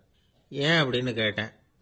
எங்கள் நட்பு கெட்டுப்போடக்கூடாது இல்லையா, அதனால தான் அப்படின்னாரு இவர். ஆஃபீஸ் முடிஞ்சு வீட்டுக்கு போகிற சமயத்தில் ஒருத்தர் கடைக்கு போய் ஸ்வீட் வாங்கினார். சரி, வீட்டுக்கு பிள்ளைங்களுக்கு தான் வாங்கிட்டு போகிறார் அப்படின்னு மற்றவங்க நினச்சாங்க. அவர் அப்படி செய்யல. அந்த இடத்துலையே பொட்டலத்தை பிரித்தார். திருட மாதிரி அப்படியே சுற்றி ஒரு தரம் பார்த்துக்கிட்டார். யாரும் தெரிஞ்சவங்க இல்லைங்கிறத முடிவு பண்ணிவிட்டு அவசரமாக அதை அப்படியே போட்டு முழுங்கிவிட்டு கையை தொடச்சிக்கிட்டு நல்ல பிள்ளை மாதிரி நடந்து போக ஆரம்பிச்சிட்டார். அவர் யாருன்னா, அவரோட பிரச்சனை எல்லாருக்கும் தெரியாது, சில பேருக்கு தான் தெரியும். அதாவது அவர் உடம்புல சர்க்கரை இருக்குன்னு டாக்டர் சொல்லிவிட்டாராம். அதனால் வீட்டில் சர்க்கரையே இவர் கண்ணில் காட்டுறதில்ல. அதனால் இவர் யார் கண்ணிலையும் படாமல் இப்படிப்பட்ட வேலைகள்லாம் செய்கிறது வழக்கம். யாருக்கும் தெரியாமல் இப்படி ஸ்வீட்டை வாங்கி சாப்பிட்டுட்டு அவர் பாட்டுக்கு போயிடுறது. இப்படிப்பட்டவங்களுக்கெல்லாம் கொஞ்சம் ஆறுதலான தகவல் இன்னைக்கு. அது என்னென்னா, நாம் சாப்பிட்ற சர்க்கரைக்கும் நம்ம உடம்புல உள்ள சில கோளாறுகளுக்கும் அப்படி என்ன தான் சம்மந்தம் இருக்குது. இதை பற்றி சமீபத்தில் சில ஆராய்ச்சிகள்லாம் நடந்திருக்குது. ஏன்னா சர்க்கரைன்னாவே விஷம் மாதிரி அதை பார்க்குறவங்களும் சில பேர் உண்டு. சின்ன பிள்ளைங்களுக்கு வயத்தில் பூச்சி உண்டாகிறதுலேருந்து பெரியவங்களுக்கு நீரிழிவு வர்ற வரைக்கும் எல்லாத்துக்கும் சர்க்கரை தான் காரணம்னு சொல்லிகிட்டு இருக்கிறோம். ஆனால் அந்த அளவுக்கு பயப்பட வேண்டிய அவசியம் இல்லை அப்படின்னு சொல்கிறாங்க. சர்க்கரை வியாதி, இருதய நோய், பித்த நீர்ப்பை நோய், இதெல்லாம் சில நோய்கள்லாம் நாம் சாப்பிட்ற சர்க்கரைக்கும் தொடர்பு இருக்குன்னு நினைக்கிறோம். ஆனால் அப்படி சம்பந்தம் உண்டுங்கிறதுக்கு போதுமான அளவுக்கு ஆதாரம் இல்லை அப்படிங்கிறாங்க ஆராய்ச்சியாளர்கள். ஒரே ஒரு சம்பந்தம் தான் உறுதியாக இருக்குதான். அதுவும் இந்த பல் சிதைவு அப்படின்னு இருக்கு இல்லையா, அந்த சர்க்கரை சாப்பிட்றதுக்கும் இந்த பல் சிதைவுக்கும் சம்பந்தம் இருக்குது அப்படிங்கிறத மட்டும் உறுதியாக சொல்கிறாங்க. சர்க்கரைன்னா நாம் சாப்பிட்ற ஜீனி மட்டும் இல்லை, பழம், காய்கறி, பால், தேன், இப்படி எல்லாத்துலேயும் அது இருக்குது. கேரட்டு கொடுக்குற சத்தில் 88% சர்க்கரை, ஆப்பிள் கொடுக்குற சக்தியில் 95% சர்க்கரை. இது ஜீனி சர்க்கரை, இது ஆப்பிள் சர்க்கரை அப்படிங்கிற வித்தியாசம்லாம் உடம்புக்கு கிடையாது. ரெண்டுமே உடனடியாக சக்தி கொடுக்குது. ஒரு ஸ்பூன் சர்க்கரையில் 16 கலோரி தான் சத்து இருக்குது. அதிகமாக சர்க்கரை சாப்பிட்டா நீரிழிவு வந்துருங்கிறது தப்பான ஒரு அபிப்பிராயம். டயபெட்டிஸுங்கிறது ஒரு மெட்டபாலிக் டிசார்டர், அவ்வளவுதான். அதாவது நாம் சாப்பிட்ற சர்க்கரையை நம்ம உடம்பு திறமையாக உபயோகப்படுத்திக்க முடியல அப்படின்னு அர்த்தம். அதனால தான் அதிகமாக இனிப்பு வேணாம்னு சொல்கிறோம். ஏற்கனவே உடம்பால் முடியாத ஒன்றை மறுபடியும் அது தலையில் சுமத்தி அதிகமாக வேலை வாங்க வேணாமே அப்படிங்கிறதுக்காக தான். ஆகாரத்தில் அதிகமாக சர்க்கரை இருந்தால் அதனால் உடனே சர்க்கரை வியாதி வந்துடும்ங்கிறதுக்கு விஞ்ஞான ரீதியாக போதுமான ஆதாரம் இல்லை. அதனால் எப்போவாவது அதிகமாக ஸ்வீட்டு சாப்பிட்டுட்டா ஐயோ அதிகமாக சாப்பிட்டோமோ, என்ன பண்ண போகுது தெரியலையே அப்படின்னு நினச்சி மனசை போட்டு குழப்பிக்க வேண்டியதில்லை. பொதுவாக எதுவுமே அதிகமாக வேண்டாம், எல்லாம் சீராக இருந்தால் போதும். நீரிழிவுங்கிறது புதுசாக வந்துட்ட ஒரு நோய் இல்லை, ரொம்ப காலமாகவே இருக்கிற ஒன்று தான். நம்ம முன்னோர்கள் இதை மதுமேகம் அப்படின்னு சொல்லுவாங்க. அதை கட்டுப்படுத்துறதுக்கு அவங்களே சில வழிமுறையை சொல்லி வச்சிருக்கிறாங்க. அது என்னென்னா வேற ஒன்றும் இல்லை, இந்த பாவக்காய், முள்ளங்கி, அருகம்புல், அவ்வளவுதான். வெள்ளை முள்ளங்கி இருக்குல்ல, அதை வாரத்துக்கு 3 நாள் சாப்பிட்டுக்கிட்டு வாங்க. நூலுக்கோல் ரொம்ப நல்லது. இல்லைன்னா முள்ளங்கி சாறு 1 ounce சாப்பிட்டுட்டு வரலாம். ரத்தத்தில் சேர்ற சர்க்கரை அளவு இதெல்லாம் கட்டுப்படுத்துது. சிறுநீரில் காணப்படுகிற சர்க்கரை அளவையும் சமநிலைப்படுத்துது. தினமும் ஆகாரத்தில் கோதுமை, கேழ்வரகு, வெந்தயம், கருவேப்பிலை, சோயாபீன்ஸ் எது கிடைக்குதோ சேர்த்துக்கலாம். இப்படிலாம் செஞ்சுக்கிட்டு வந்தால் அப்புறம் வீட்டுக்கு தெரியாமல் கடையில் போய் நின்றுக்கிட்டு ஸ்வீட் வாங்கி திருட்டுத்தனமாக சாப்பிட வேண்டிய அவசியமே உங்களுக்கு வராது. 2 ஆசாமிகள் கடற்கரையில் உட்காந்து சாவகாசமாக பேசிக்கிட்டு இருந்தாங்களாம். ஒருத்தர் சொன்னார், இன்னொருத்தருக்கு தெரியாமல் ஸ்வீட்டு சாப்பிட்றதே எப்பவும் இடைஞ்சல் தான் சார். நேத்திக்கு பாருங்க, அப்படி தான் சாப்பிட்டுக்கிட்டு இருந்தேன், வீட்டுக்காரி கண்ணில் போட்டுவிட்டுது, அதுக்கப்புறம் ஒரே ரகலையாக போச்சு அப்படின்னாராம். எனக்கு கூட அப்படி தான் சார் ஆயிட்டுது, ஒரே ரகலை அப்படின்னாராம் இன்னொருத்தர். நீங்கள் சாப்பிட்டதும் உங்கள் வீட்டுக்காரங்க கண்ணில் போட்டுவிட்டுதா சார் அப்படின்னு கேட்டிருக்காரு இவர். அதுக்கு அவர் சொன்னாராம், அப்படி இல்லை சார், கடைக்காரர் கண்ணில் போட்டுவிட்டுதோ, நான் அவருக்கு தெரியாமல் அந்த ஸ்வீட்டை அவர் கடையிலேருந்து எடுத்திருந்தேன் அப்படின்னு விளக்கம் கொடுத்தாராம். இந்த ஒரு அம்மா தெருவில் உட்காந்து என்னத்தையோ தேடிட்டு இருக்கிறாங்க. அந்த அம்மா ஒரு சூஃபி ஞானி. அவங்க பேர் என்னன்னா ரபியா அல் அடாவியா. அந்த அம்மாவுக்கு கண் கூட தெளிவாக தெரியாது. அந்த பக்கமாக வந்த சில பேர் இவங்களுக்கு உதவி செய்யறதுக்காக வந்தாங்க. என்ன தேடிட்டு இருக்கிறீங்க அப்படின்னு கேட்டாங்க. இதுக்கு அந்த அம்மா, அந்த கேள்வி அவ்வளவு முக்கியத்துவம் இல்லை, நான் தேடிட்டு இருக்கிறேன், உங்களால் முடிஞ்சால் எனக்கு உதவி பண்ணலாம் அப்படின்னாங்களாம். உதவி செய்ய வந்தவங்களுக்கு ஆச்சரியம். எதை தேடுறோங்கிறது தெரியாமல் இப்படி ஏன் நேரத்தை செலவழிக்கிறீங்க, நாங்கள் எப்படி உங்களுக்கு உதவ முடியும், எங்களுக்கு ஒன்றும் புரியலையே அப்படின்ட்டுருக்காங்க. சரி, உங்களை திருப்தி பண்ணுறதுக்காக சொல்கிறேன், ஒரு குண்டூசி தொலைஞ்சு போச்சு, அதை தேடுறேன் அப்படின்னாங்களாம் அந்த அம்மா. அதுக்கப்புறம் இவங்களும் சேர்ந்து தேட ஆரம்பிச்சிட்டாங்க. கொஞ்ச நேரம் ஆச்சு, ஒன்றும் கிடைக்கல. உதவி செய்ய வந்தவங்களும் அழுத்து போட்டாங்க. அப்புறம் கேட்டாங்க, பாருங்கம்மா, இது ரொம்பவும் பெரிய தெரு, அகலமான தெரு, அதனால் குறிப்பாக நீங்கள் எந்த இடத்துல அந்த குண்டூசியை தொலைச்சிங்க அதை சொல்ல முடியுமான்னாங்களாம். இதுக்கு அந்த அம்மா, நீங்கள் மறுபடியும் அர்த்தமில்லாத கேள்வியை கேட்குறீங்க, உங்கள் கேள்விக்கும் நான் தேடுறதுக்கும் என்ன சம்பந்தம்னாங்களாம். இதை கேட்டதும் அவங்க ஒரு மாதிரி ஆயிட்டாங்க. என்னம்மா நீங்கள் பைத்தியம் மாதிரி பேசுகிறீங்க அப்படின்னாங்களாம். சரி, உங்களை மறுபடியும் திருப்திப்படுத்துறதுக்காக சொல்கிறேன், அதை நான் எங்கள் வீட்டில் தொலைச்சுட்டேன் அப்படின்னாங்களாம். அப்புறம் எதுக்காக இங்கே தேடிட்டு இருக்கிறீங்க அப்படின்னு கேட்டிருக்காங்க. ஏன்னா இங்கே தான் வெளிச்சம் அதிகமாக இருக்குது, அங்கே வீட்டுக்குள்ளே இருட்டாக இருக்குது, அதனால் இங்கே தேடுறேன், வெளிச்சம் உள்ள இடத்துல தானே தேட முடியும் அப்படின்னாங்களாம் அந்த ஞானி. இந்த கதைக்கு என்ன அர்த்தங்கிறத பெரியவங்க சொல்கிறாங்க. அதாவது இந்த தேடுதல்ங்கிறது ஒரு வியாதி. அது நம்ம சதா அலைய வைக்கும், பைத்தியமாக மாற்றுறதுக்கு முயற்சி பண்ணோம். ஒரு காலம் அது நிறைவு அடையவே அடையாது. வாழ்வுங்கிறது ஒரு புரிந்து கொள்ள முடியாத, சதா இயங்கி கொண்டிருக்கிற ஒரு செயல். அதுக்கு ஆரம்பமும் இல்லை, முடிவும் கிடையாது. எதையோ தேடணும் அப்படிங்கிற உந்துதல் நமக்குள்ளே இருக்கும், ஆனால் குறிப்பாக எதை தேடிட்டு இருக்கிறோம் அப்படிங்கிறது புரியாது. அப்படி ஏதாவது ஒன்றை தேடி அடைஞ்சிடுறோம்னு வச்சுக்கோங்க, உடனே ஒரு அதிருப்தி வந்துடும். அதனால் வாழ்க்கைங்கிறது சலிப்பு நிறைந்தது அப்படிங்கிற எண்ணத்தை உண்டாக்கிக்கிறோம். ஒன்று அடைஞ்சதுக்கு அப்புறம் இன்னொன்று தேட ஆரம்பிச்சிருவோம். ஆக இந்த தேடல்ங்கிறது நாம் ஒன்று அடைஞ்சாலும் அடையாவிட்டாலும் தொடர்ந்து நடந்துக்கிட்டு தான் இருக்கும். இதுக்கு முடிவே கிடையாது. இந்த உண்மையை நாம் நல்லா புரிஞ்சுக்கணும் அப்படிங்கிறது பெரியவங்களுடைய கருத்து. ஏழையும் தேடுறான், பணக்காரனும் தேடுறான், நோயாளியும் தேடுறான், நோய் இல்லாதவனும் தேடுறான், அதிகாரம் உள்ளவனும் தேடுறான், அதிகாரம் இல்லாதவனும் தேடுறான், முட்டாளும் தேடுறான், அறிவாளியும் தேடுறான். ஆனால் யாரும் இதை தான் தேடி சாதிக்க போகிறோம், இதுதான் முடிவு அப்படின்னு திட்டவட்டமாக சொன்னதில்லை. ஒன்று அடைஞ்சதும் இன்னொன்று தேட ஆரம்பிச்சிடுறாங்க, அவ்வளோதான். அதாவது உங்களின் தேடுபவர் உங்கள் உள்ளேதான் இருக்கிறார், அவரை தேடி கண்டுபிடியுங்கள். இதுதான் ஞானிகள் நமக்கு சொல்லுகிற ஒரு ஆலோசனை. நம்மால் ஒருத்தன் ஜெயிலில் இருந்தான். இன்னொரு கைதி அவனை பார்த்து கேட்டான், ஏன்பா உன்னை பார்க்கறதுக்கு வெளியிலேருந்து யாருமே இங்கே வர்றது இல்லையே, உனக்கு சொந்தக்காரங்களே கிடையாதா அப்படின்னு கேட்டானா. ஏன் இல்லை, எனக்கு சொந்தக்காரங்க நிறைய பேர் உண்டு, அவங்க என்னை பார்க்க வராததுக்கு காரணம் வேற அப்படின்ட்டுருக்கான் இவன். என்ன காரணம்னு கேட்டான் அவன். அதுக்கு இவன் சொன்னானா, அதுக்கு என்ன காரணம்னா அவங்க எல்லாரும் இங்கே உள்ளேயே இருக்கிறாங்க அப்படின்னா. ஒரு ஆசாமி வேகமாக ஓடிக்கிட்டு இருந்தான். ஏன் இப்படி ஓடுறேன்னு கேட்டார் இன்னொருத்தர். அங்கே ஒரு ஆள் அடிபட்டு கிடக்கிறான், அதை பார்த்தேன், உடனே ஓடுறேன்னா. எங்கேன்னு கேட்டார். ஆஸ்பத்திரிக்குன்னா. ஒரு ஆள் அடிபட்டு கிடக்கிறத பார்த்தா உடனடியாக நாம் செய்ய வேண்டியது முதல் உதவி, அதுக்கப்புறம் தான் ஆஸ்பத்திரி. இன்னைக்கு விபத்துங்கிறது சர்வசாதாரணமாக நடந்துகிட்டு இருக்குது. வாகன விபத்து, வெடிகுண்டு விபத்து, தீ விபத்து, கட்டடம் சரியறது, பூகம்பம், இப்படி நிறைய நடக்குது. ஒரு விபத்தை பார்த்துட்டா நம்மள பல பேர் நமக்கு என்னத்துக்கு வம்புன்னு ஒதுங்கி போயிடுறதும் உண்டு. சில பேர் துணிஞ்சு கிட்ட போய் உதவி செய்யறதும் உண்டு. அப்படி உதவி செய்ய நினைக்கிறவங்களுக்கு உபயோகப்படுற தகவல் இது. விபத்தில் காயமடைஞ்சவங்களை 3 பிரிவாக பிரிக்கலாமா.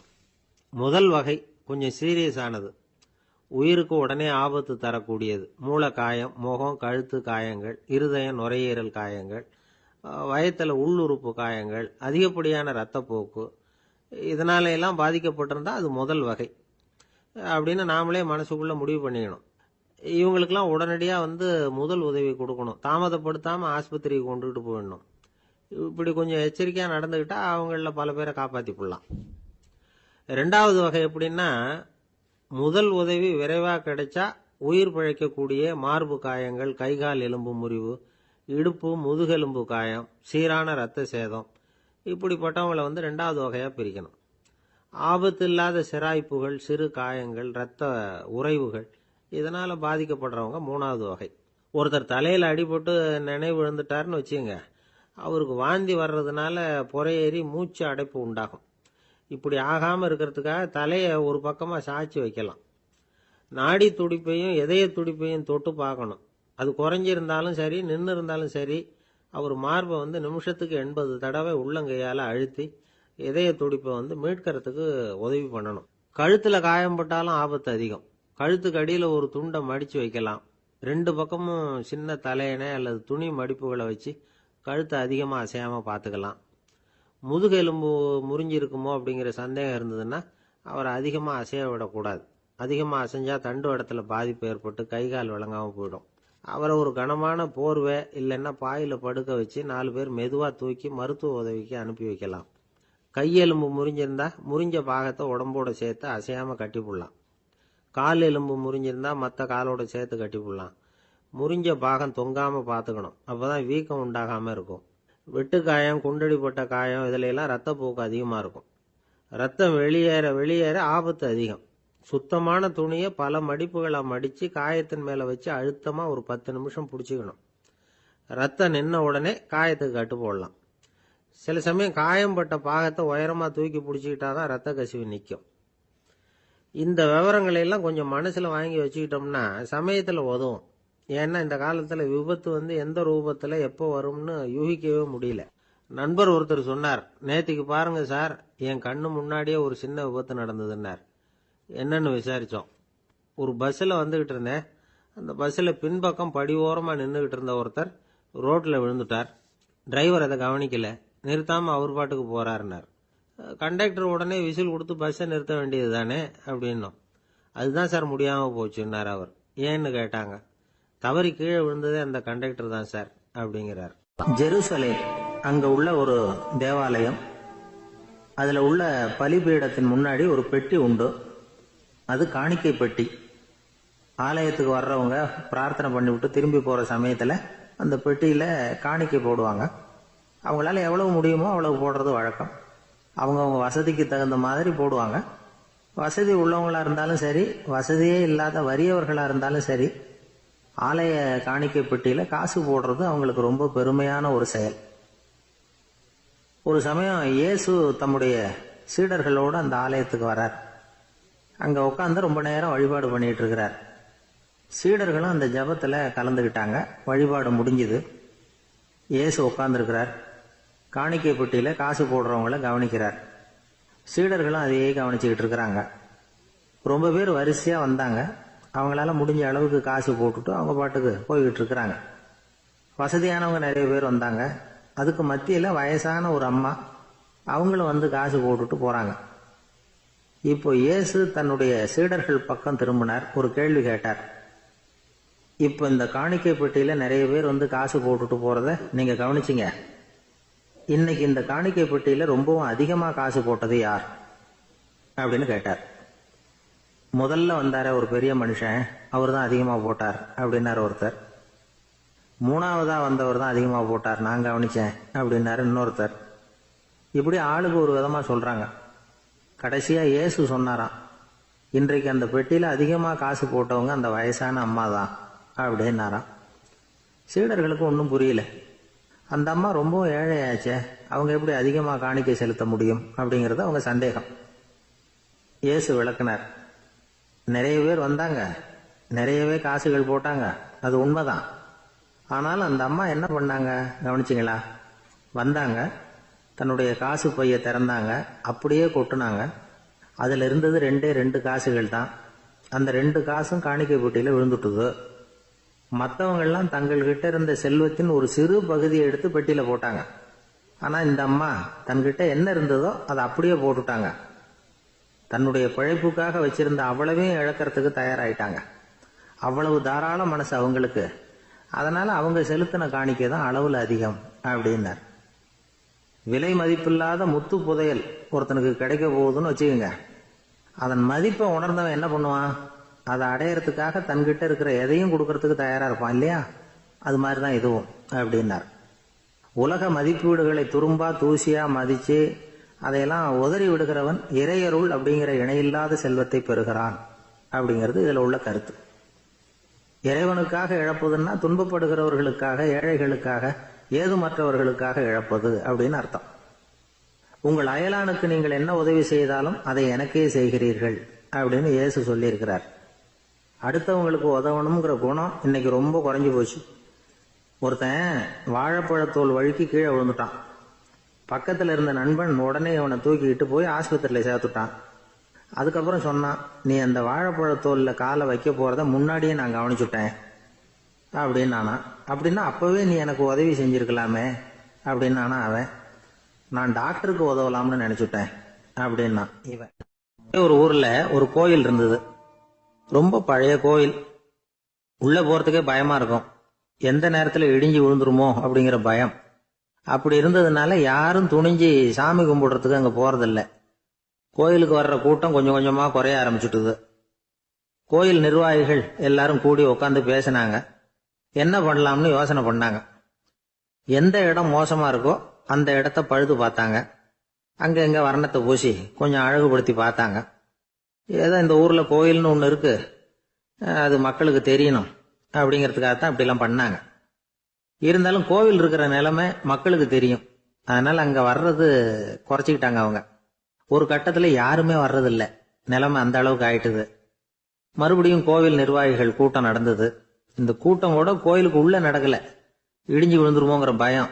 அதனால வெளியில தான் உட்காந்து கூட்டத்தை நடத்தினாங்க. ஏன்னா உள்ள போறதுக்கு அவங்களுக்கும் துணிச்சல் கிடையாது. எந்த நேரமும் விழுந்துரும் போல இருந்தது அது. அது வழியா போறவங்க கூட வேகமா அந்த இடத்த கடந்து போக ஆரம்பிச்சுட்டாங்க. கோவில் நிர்வாகிகள் வெளியில உட்காந்து கூட்டம் போட்டாங்க இல்லையா? அந்த கூட்டத்துல 4 தீர்மானங்களை நிறைவேற்றினாங்க. அது என்ன 4 தீர்மானம்னா, முதல் தீர்மானம், இந்த கோவிலை இடிப்பது அப்படிங்கிற முடிவை இந்த கமிட்டி மிகவும் வருத்தத்துடன் ஏற்றுக்கொள்ளுகிறது அப்படின்னு நிறைவேற்றினாங்க. இதுக்கு பதிலா இன்னொரு கோவிலை உடனடியாக கட்டி முடிச்சுடணுங்கிறது 2வது தீர்மானம். 3வது தீர்மானம் என்ன தெரியுமா? பழைய கோவிலின் கதவுகள், அதிலிருந்து பிரிச்சு எடுக்கிற செங்கல், இதையே புது கோவில் கட்டுவதற்கு பயன்படுத்தி கொள்ள வேண்டியது. பழைய கோவில் இருந்த மாதிரியே அதே வடிவத்துல புது கோவிலையும் கட்ட வேண்டியது.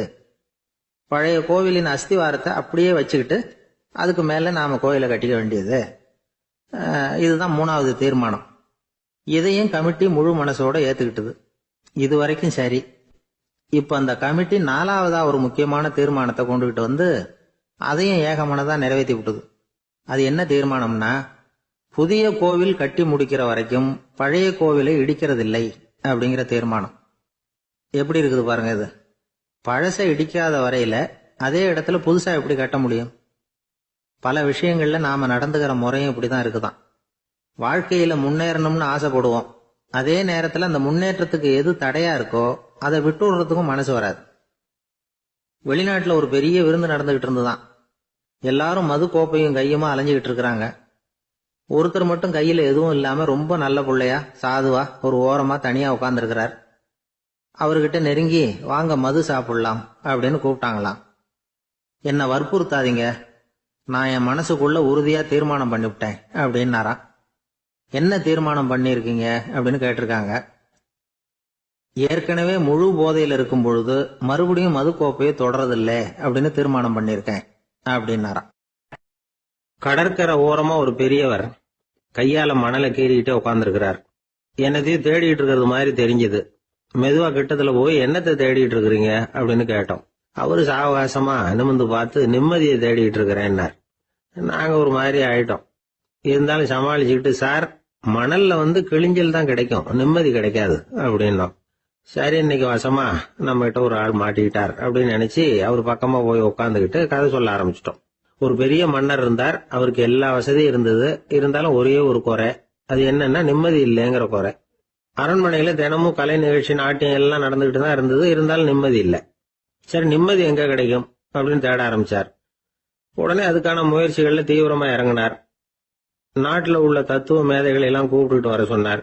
எல்லாரும் வந்து சேர்ந்தாங்க. அவங்கள பார்த்து நிம்மதி எங்க இருக்குது அப்படின்னு விசாரிச்சார். அவங்களுக்கு அது தெரிஞ்சா ஏன் இப்படி ராஜா முன்னாடி வந்து நின்றுட்டு இருக்க போறாங்க? ராஜாவோட கேள்விக்கு ஒவ்வொருத்தரும் ஒவ்வொரு மாதிரி விளக்கம் கொடுக்க ஆரம்பிச்சிட்டாங்க. எந்த பதிலும் ராஜாவுக்கு திருப்தி அளிக்கக்கூடிய அளவுக்கு இல்ல. சரி, போயிட்டு வாங்கன்னு சொல்லி அவங்கள எல்லாம் அனுப்பி வச்சுட்டார். ஒரு நாள் அவர் மாளிகையில உப்பருகையில நின்றுட்டு இருக்கிறார். அந்த சமயத்துல தெருவுல ஒரு பிச்சைக்காரன் ரொம்ப உல்லாசமா பாட்டு பாடிக்கிட்டே போயிட்டு இருக்கிறான். குரல்ல ஒரு சந்தோஷம், நடையில ஒரு மிடுக்கு. அவங்ககிட்ட கொஞ்சம் கூட கவலை இருக்கிறதா தெரியல. உடனே ராஜா அதை பார்த்தார். ஏவலாளிகளை கைதட்டி கூப்பிட்டார். உடனே ஓடி போய் அந்த பிச்சைக்காரனை இங்க அழைச்சிட்டு வாங்கன்னு உத்தரவு போட்டார். இவங்க உடனே ஓடி போய் அவனை கூப்பிட்டாங்க. அரண்மனைக்கு வாழ்ந்தாங்க. அவன் வரல. அரண்மனைக்கு உள்ள அடி எடுத்து வைக்க மாட்டேன்னு சொல்லிவிட்டான். ராஜா கிட்ட விஷயத்தை சொன்னாங்க. அவருக்கு ரொம்ப ஆச்சரியம், இப்படி ஒரு ஆள் இருக்கிறானா அப்படின்னு. சரி, அவன் என்னதான் சொல்றான் அப்படின்னு விசாரிச்சார். இவங்க மறுபடியும் தெருவுக்கு போய் கேட்டாங்க. என்ன பார்க்கணும்னா ராஜா விருப்பப்பட்டாருன்னா அவரை வேணும்னா இங்க வர சொல்லுங்க அப்படின்னு சொல்லிவிட்டான். அதை ராஜா கிட்ட சொன்னாங்க. அவருக்கு கோபம் வரல. இவ்வளவு சுதந்திர உணர்வோட இருக்கிறவன் சாதாரண ஆளா இருக்க முடியாது அப்படின்னு நினைச்சார். உடனே கிடுகிடுன்னு இறங்கி தெருவுக்கு வந்தார். பிச்சைக்காரங்கிட்ட போனார். நீ கவலைப்படாம சந்தோஷமா பாடிட்டு போறியே, அது எப்படி முடியுது உன்னால அப்படின்னு கேட்டார். ஏன் அப்படி கேக்குறீங்கன்னு அவன், அதுக்கு இல்ல, எனக்கு அரண்மனையில எவ்வளவோ சுகபோகங்கள்லாம் இருக்கு, இருந்தாலும் நிம்மதி இல்ல. இது ஏன்னு எனக்கு தெரியல. இந்த தேசத்துல உள்ள அறிஞர்களை எல்லாம் கூப்பிட்டு கேட்டு பார்த்துட்டேன், அவங்களுக்கும் தெரியல. உன்னை கேட்டா தெரியும்னு நினைச்சேன், அதனாலதான் சந்திக்கிறதுக்கு ஆசைப்பட்டேன். ஆனா நீ வரமாட்டேன்னுட்டியே அப்படின்னார். பிச்சைக்காரன் கடகடன்னு சிரிக்க ஆரம்பிச்சுட்டான். மகிழ்ச்சிக்கும் உங்களுக்கும் தடையா இருக்கிறது இந்த மாளிகை தான். இதை விட்டுட்டு வெளியில வந்துட்டா நிம்மதி தேடிட்டு வந்துரும்னா. நான் அரசன், எனக்குன்னு கடமைகள் இருக்கு, அதையெல்லாம் விட்டுட்டு எப்படி வர முடியும்னார் ராஜா. ரெண்டும் ஒரே நேரத்துல கிடைக்கணுங்கிறது முடியாத காரியம். உங்க சுகபோகத்துக்கு விலையாதான் உங்க நிம்மதியை கொடுத்துக்கிட்டு இருக்கிறீங்க. என்ன பாருங்க, என்கிட்ட எதுவும் இல்ல, அதனால எதுவும் போயிடுமோங்கிற பயமும் இல்ல, நிம்மதியா இருக்கிறேன் அப்படின்னா அவன். ராஜா உடனே சந்தோஷப்பட்டு தன்னுடைய மேலங்கியை எடுத்து அவனுக்கு பரிசா கொடுத்தாரான். அவன் சிரிச்சுக்கிட்டே அதை வாங்க மாட்டேன்னு விட்டானான். இதை நீங்க எனக்கு கொடுக்கறதுனால எந்த பயனும் இல்ல, அதே நேரத்துல அதை வாங்கிட்டேன்னா அடுத்த வினாடியிலிருந்து அதை எப்படி காப்பாத்துறதுங்கிற கவலை எனக்கு சேர்ந்துரும். அப்புறம் தூக்கம் வராது, நிம்மதி போயிடும் அப்படின்னானா. சொல்லிவிட்டு அவன் பாட்டுக்கு சந்தோஷமா பாடிட்டே போயிட்டான். நிம்மதி எங்க இருக்குங்கிறதையும் ராஜா தெரிஞ்சுக்கிட்டார். அந்த இடத்துக்கு தன்னால போக முடியாதுங்கிறதையும் அவர் புரிஞ்சுக்கிட்டார். இப்படி இந்த கதைய அந்த கடற்கரையில மணலை கீறிக்கிட்டே உட்கார்ந்துருந்தார அந்த பெரியவர்கிட்ட சொல்லி முடிச்சோம். அவர் முகத்துல ஒரு தெளிவு தெரிஞ்சது. எங்களை நிமிர்ந்து பார்த்தார். ரொம்ப நன்றிங்க, இப்ப எனக்கு தெரிஞ்சு போச்சு. நிம்மதி வேணும்னா அதுக்கு என்ன பண்ணணும்னு இப்ப நல்லா புரிஞ்சுக்கிட்டேன் அப்படின்னார். என்ன புரிஞ்சுக்கிட்டீங்கன்னு கேட்டோம். இனிமே இந்த பக்கம் வந்தா உங்க கண்ணுல படாத இடமா பார்த்து உட்காரணும்னு புரிஞ்சுக்கிட்டேன் அப்படின்னார். ஒரு நண்பர் வந்தார். ரொம்பவும் இறுக்கமா உடை அணிஞ்சிருந்தார். அதாவது ஆடைக்குள்ள அவர் மாட்டிக்கிட்டு இருந்தது மாதிரி தெரிஞ்சது. ஏன் துணி குறைச்சலா எடுத்துட்டீங்களா அப்படின்னு கேட்டோம். இல்லைங்க, எனக்கு எப்பவுமே இறுக்கமா உடை அணியறது தான் பிடிக்கும் அப்படின்னார். ஒருத்தர் எப்படி உடை அணிகிறார் அப்படிங்கிறத வச்சே அந்த ஆள் எப்படிப்பட்டவர் அப்படிங்கிறத கண்டுபிடிச்சிடலாம். உடை அணிகிற விதம் ஒருத்தருடைய மனநிலையை வெளிப்படுத்துதான். இப்ப இறுக்கமான உடை அணிகிறவங்க பொதுவா மன நிம்மதி இல்லாதவங்களா இருப்பாங்களாம், கோபக்காரங்களா இருப்பாங்களாம்.